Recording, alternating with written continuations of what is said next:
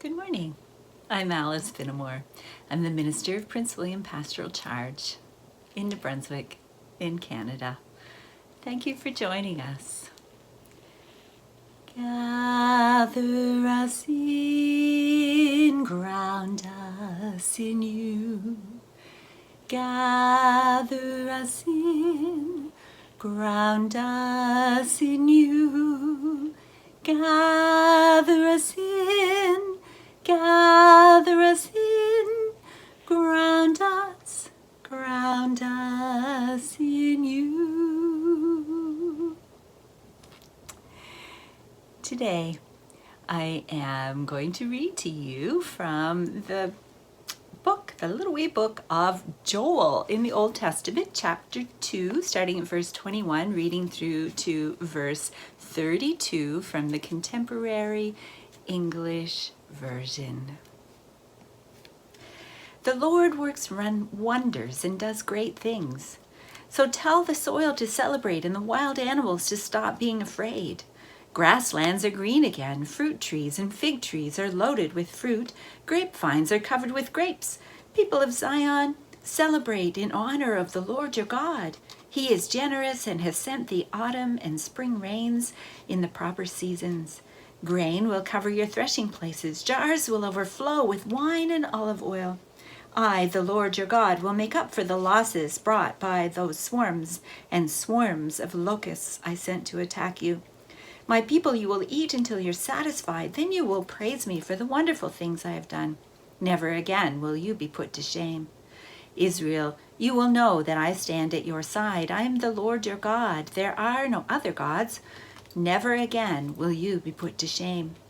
The Lord said later, I will give my spirit to everyone. Your sons and daughters will prophesy. Your old men will have dreams, and your young men will see visions. In those days, I will even give my spirit to my servants, both men and women. I will work wonders in the sky above and in the earth below. There will be blood and fire and smoke. The sun will turn dark, and the moon will be as red as blood before that great and terrible day when I appear. Then the Lord will save everyone who faithfully worships him. He has promised there will be survivors in Mount Zion and in Jerusalem, and among them will be his chosen ones. May our spirits be blessed by these words from our ancient scriptures.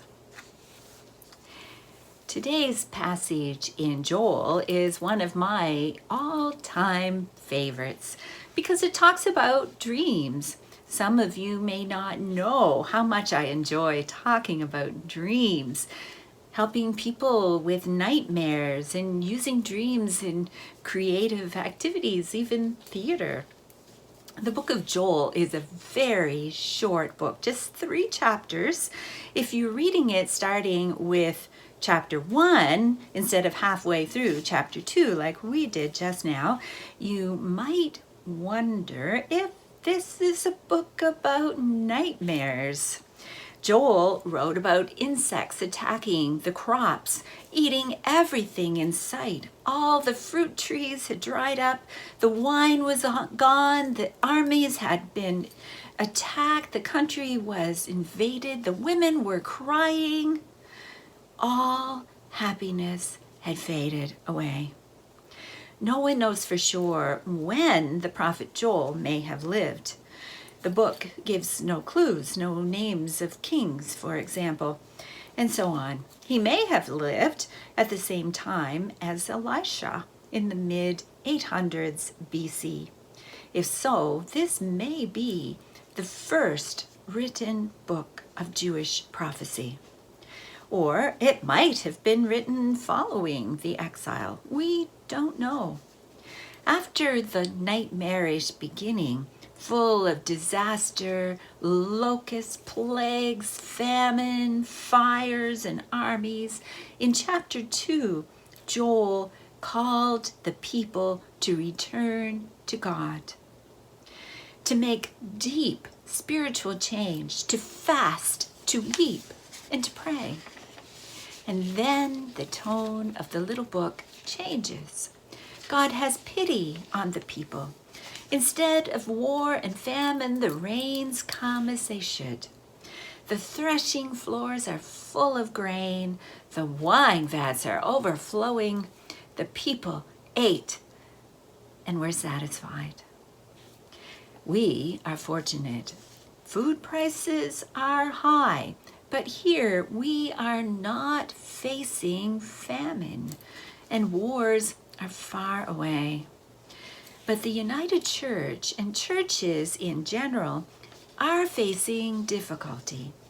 Many wonder what's going to happen next for Christianity, and what is next for our little communities of faith. We're hanging on, still doing good work, but sometimes it can feel like there have been locusts in our metaphorical fields. We hunger and thirst for renewal.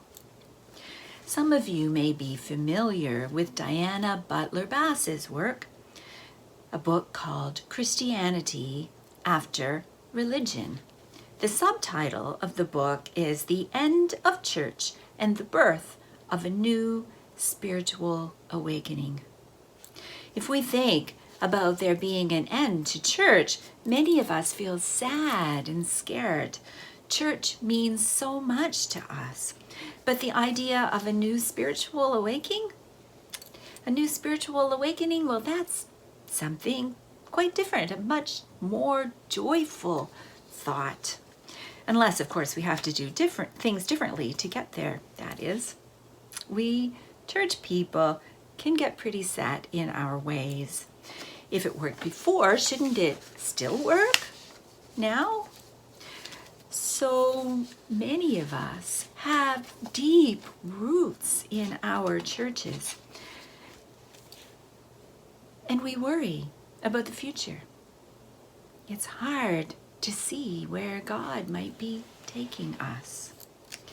Diana Butler Bass talked about the difference between a weather report and a climate change report. A weather report is local, time-limited, and brief. A climate change report looks at the big picture. So a church weather report would look at individual churches. Some are doing quite well, but many have closed or are near closing. The church climate change report, though, looks at the big picture, which says that one third of Canadians have no religious affiliation at all. Once upon a time, everyone went to church. The church parking lots were full every Sunday, but not anymore. The climate has changed. People are no longer looking for or interested in traditional church. Most don't go to church just because their family always has. Inherited faith is on the decline. I want you to think a bit about your houses. What do you have that you inherited? Do you love it or do you keep it just because? I have a desk like that. It was my grandmother's. It's probably 100 years old. Mom used it as a changing table when I was a baby. When I was 8, it became my desk. I still have it. No one else in the family needs a desk, it seems. I looked around at all the things in my house that my hubby and I enjoy. Books, for example. Our house is like a library. There are so many books, though, that I haven't read. I've never read. Most of them are Mike's history books, but also many of his science fiction and fantasy books I haven't read either. He's working his way through the great novels while I keep buying new spiritual books. That's a good metaphor for what happens in our churches. We look around and we love what we've inherited. We know who donated the stained glass and the communion cups, but just like in our homes, we wonder what will happen to all that when we are gone. We hold on to things protectively, like I do that old desk that isn't really even very beautiful. How hard it is to release those things that hold memories of loved ones or of good times past. Someone told me once that he bought his aunt's house just to keep it in the family. He says it was the worst mistake that he ever made, partly because he lost his job shortly after getting the mortgage and he had been unemployed ever since, but partly because it was an old house and needed a lot of work, which he could not afford. A few years ago, my family suffered through a barn fire. 4 huge barns gone in a few minutes. It was no longer a dairy farm, and it was summer, so the beef cows were outside in the pasture, thank heavens. But 1 pig didn't make it, and a few chickens. We mourned the loss of the barns where we had worked and played. We mourned the massive planks of bird's eye maple that were stored, and old tools and antique equipment. But no matter how much we loved those buildings, they were not 21st century barns. They were artifacts. The community gathered to help build new barns, and we're still grateful for all that help. The new barns were designed for current needs, not for history. It took a fire to force that change on us. We came through it and we're all just fine. Maybe still a bit traumatized by the fire, but we are just fine now. In Joel's telling of the events affecting his people, it took locusts and drought and war to shift their perspective. It took massive loss to get them to turn their hearts over to God and to dream a new dream. Joel wrote that later God would give the Spirit to everyone. Their sons and their daughters would prophesy, their old men would dream dreams, and their young men would see visions. In those days, God would give the Spirit to everyone, Joel wrote, regardless of their position in society, and to both men and women. I became interested in studying dreams because of those verses. My work with dreams brought me into contact with people many of whom do not go to church. They don't attend, but they have a heart for the Spirit. They are looking for an experience of the sacred. They gather around bonfires, drumming by moonlight. Their hearts are open. They're seeking a connection with God, with Spirit, that they have not found in their childhood churches. They want something fresh. I had a series of dreams over the years about my home church at Keswick Ridge. I dreamed there was another part to the church, another room that we couldn't see, somewhere above the light fixtures and the ceiling fans. In the dream, there was a passageway, a door, up in the front where the cross is. In one of the dreams, I went back out there into a part of the church, up the stairs into a room where all the decorations and costumes are kept. There was a door in the dream from that storeroom that you can actually go to in your physical body, but in the dream there was a door into the invisible space above the sanctuary. But that door was locked with a code. In the jumble of Christmas decorations and pageant props, I found a sheet of Bristol board that said, Alice can know this number, and the instructions on where to find the code to open the door. Standing there in the dream, I knew that I had taken on a new role, a new responsibility. When I had that dream, I was more taken with the responsibility of knowing the code, getting through the door. And now I am more intrigued by the idea of a higher level of church, something new that we haven't experienced yet. I'm also intrigued that the door still comes through the cross, and that we need to get past all the odds and ends of tradition, all the things that we store from season to season in order to reach that promised new level. Wherever God is leading the church with a capital C, we will still keep the treasures. But we probably need to do some spiritual house cleaning. What parts of how we do church are treasures, and what parts are things that we just inherited from our ancestors? What new dream or vision is God bringing to us today? What new dream or vision is God bringing to the world?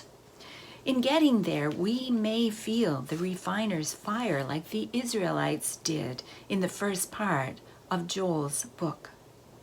But if we look to God, instead of looking at what we're afraid of losing, we will be able to say, like Joel, be glad and celebrate. God has done great things. Let yourself dream. Let yourself dream into God's dream, and God will dream a new dream with us. Let's pray. Holy One, we come together today seeking a new dream. We're afraid of where that new dream might lead us, but we need to have that new dream. We need to be filled with your Spirit. We need your Spirit to overflow us, to flood us with new dreams and new visions and willingness to do what it takes to find the blessings on the other side in your dream. Help us to dream with you, Lord. In your name, amen.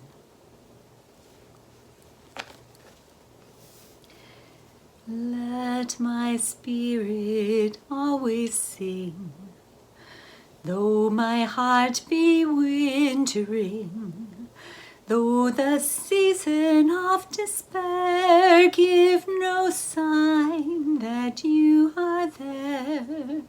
God, to whom these days belong, let there always be a song.